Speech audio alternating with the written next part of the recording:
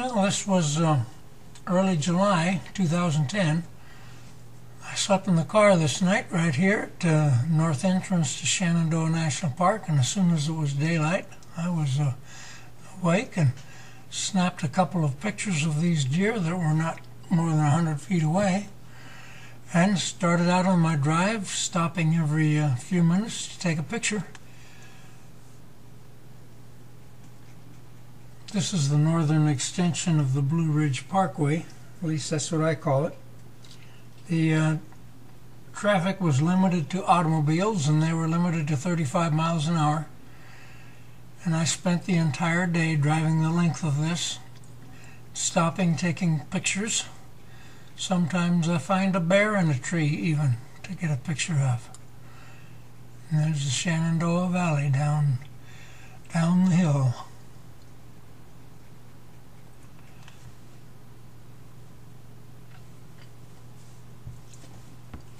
It was 2 or 3 hours later and cold and windy when I entered Blue Ridge Parkway, but I was still able to get really nice pictures. Being in July, you know, it can't be too cold around there. I think that elevation is 680 feet or something like that.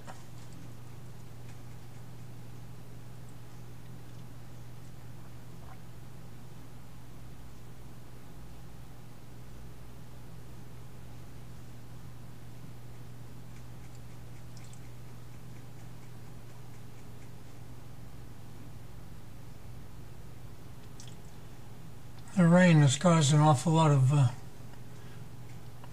dirt in the streams.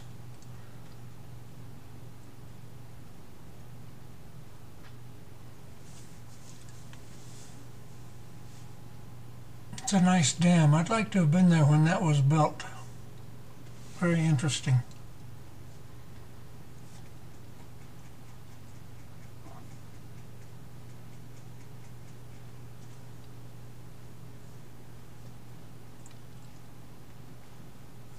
Yeah, Virginia has beautiful countryside.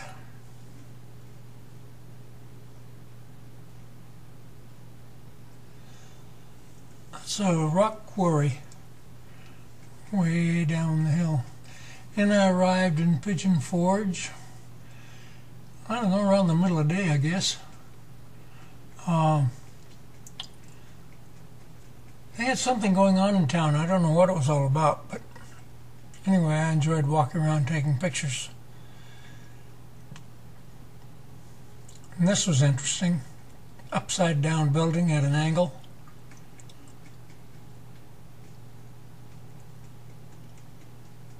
Wonder Works. Hoot and holler. And I don't know if that's the Queen Mary or who or what, but it's a half of a boat. Must have been a hotel or something.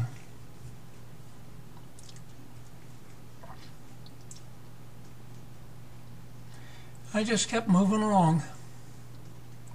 I never stayed in one place very long. When I would see something pretty, something I wanted to take pictures of, I'd pull the car over to the side of the road and start snapping pictures. This one turned out to be pretty blurry, but I decided to leave it in there anyway, just to let me know that I was in Gatlinburg. And the raindrops on the windshield tell you something, but it didn't seem to bother people too much. I see one umbrella, 2 umbrellas out there in the background. I see 3 when I count long enough. So nobody wearing a raincoat.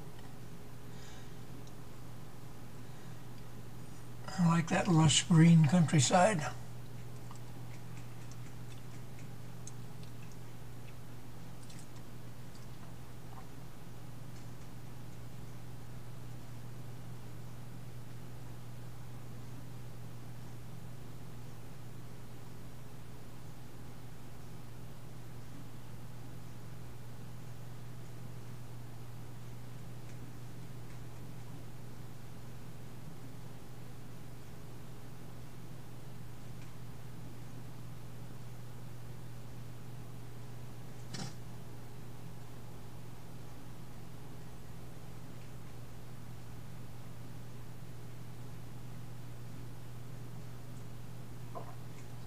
Really amazing way those trees will grow up between those rocks.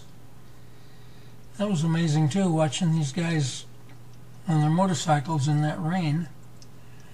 But they seem to be having a good time.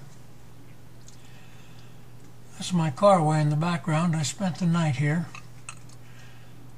Took a lot of pictures, enjoyed the little city.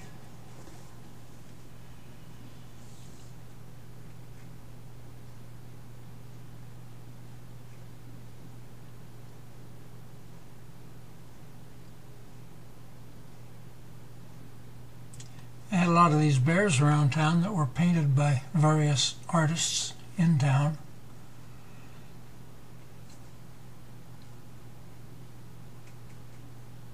There's the crying Indian. It's a very large wood carving.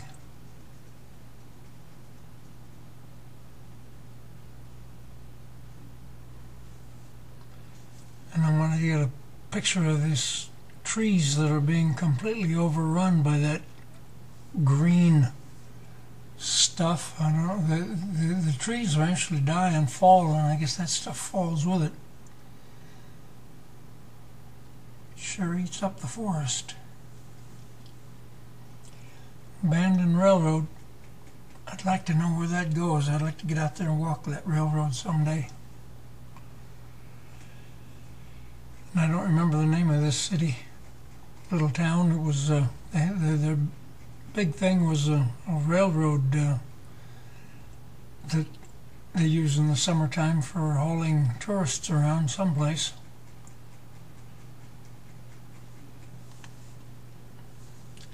This is about July 14th now, 10:47 a.m. Oh, this is a building foundation from many years ago.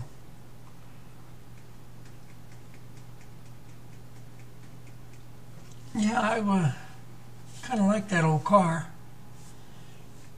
The keys are still in it. I thought they might be afraid somebody'd steal it, but it's still sitting there. Looks like it's been sitting there a long, long time. Nice price, but I don't think anybody paid quite much for it. Newton, Mississippi. I stopped here mainly because of that building, that railroad station. It's a museum now. I talked to the lady who was in the museum, and she was very informative. She told me a lot about Newton. So there was a battle of some kind during the Civil War. She explained it all to me. Battle of Newton Station. And she introduced me to the statue of Mr. Biggs. Mr. Biggs was a very important man in town, and he died a few years ago. She remembered him. She knew him while he was alive. And this is where they made Ford's ice cream many long years ago. Then I get over to the Vicksburgh Military Park, National Military Park. I asked the lady if I could walk through, and she said, oh, it was 104 degrees temperature, and she said, well, it's a 16-mile drive. She said you could walk it if you want to. So what it amounts to is a tour of the Vicksburgh battlefield. And it is a 16-mile drive. This house was practically destroyed during the Civil War, and then it was rebuilt. This is where the Union soldiers were defending this top of the hill.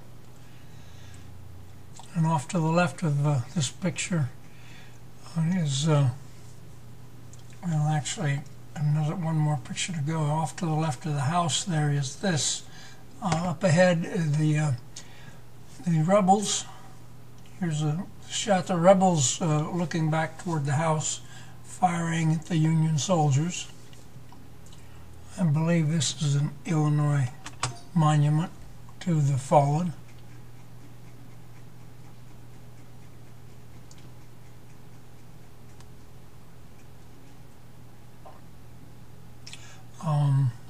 This was a tribute to the black soldiers in the Civil War. Ulysses S. Grant.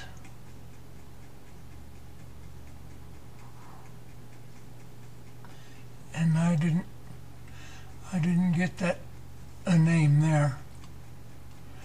This was a paddle wheel battleship that they dug up out of the local river and set it here on display. Picture of Vicksburgh Military Cemetery. And that's the end of this clip, folks.